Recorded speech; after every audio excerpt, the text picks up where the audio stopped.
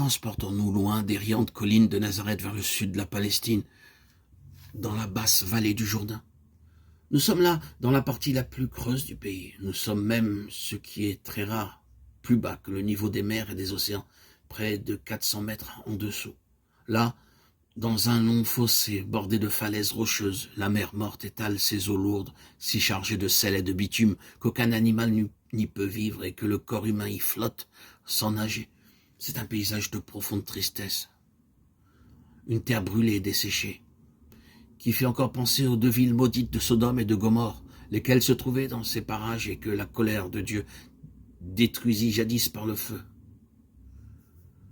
À peu de distance au nord de la mer Morte, non loin de l'endroit où vient se jeter le Jourdain, il y a un gué, c'est-à-dire un lieu où le fleuve est peu profond et se laisse franchir aisément.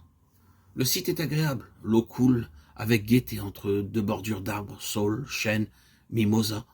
L'été, il y fait très chaud. L'hiver y est extrêmement agréable, surtout quand souffle du nord une brise fraîche qui vient jouer dans l'air du soir.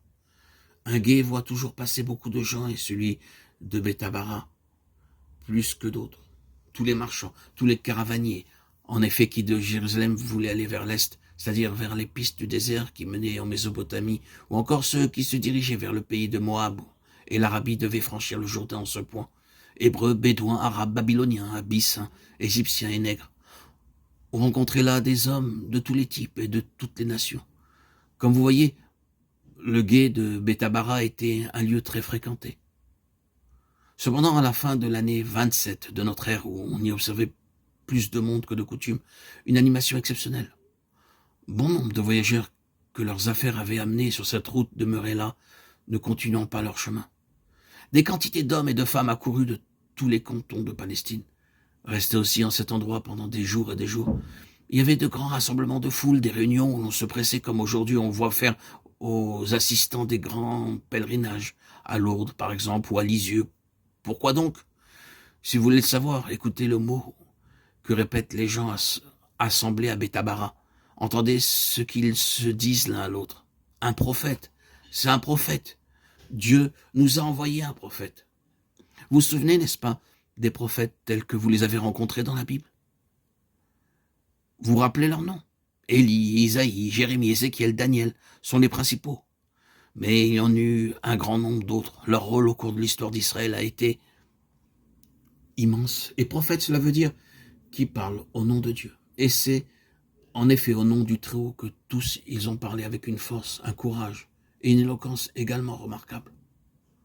Au moment où le peuple élu, devenant riche au temps des rois, se montra infidèle et désobéit aux ordres du Seigneur, ce furent eux les prophètes qui osèrent annoncer à leurs compatriotes, même aux prêtres, même aux rois, que le temps du châtiment était proche, que Dieu allait déchaîner sur la terre promise l'ouragan des Assyriens et des Babyloniens, et que Jérusalem serait prise, détruite, foulée aux pieds. Vous le savez, ce fut exactement ce qui arriva. Mais quand les heures de détresse furent venues, lorsque les pauvres gens d'Israël eurent été déportés sur les bords de l'Euphrate par Nabuchodonosor, ce furent eux encore les prophètes qui sauvèrent l'espérance au cœur de leurs frères, en leur montrant que leur souffrance était une épreuve, qu'elle cesserait quand Dieu leur accorderait son pardon, que le peuple élu retrouverait sa liberté, que Jérusalem serait restaurée dans sa grandeur.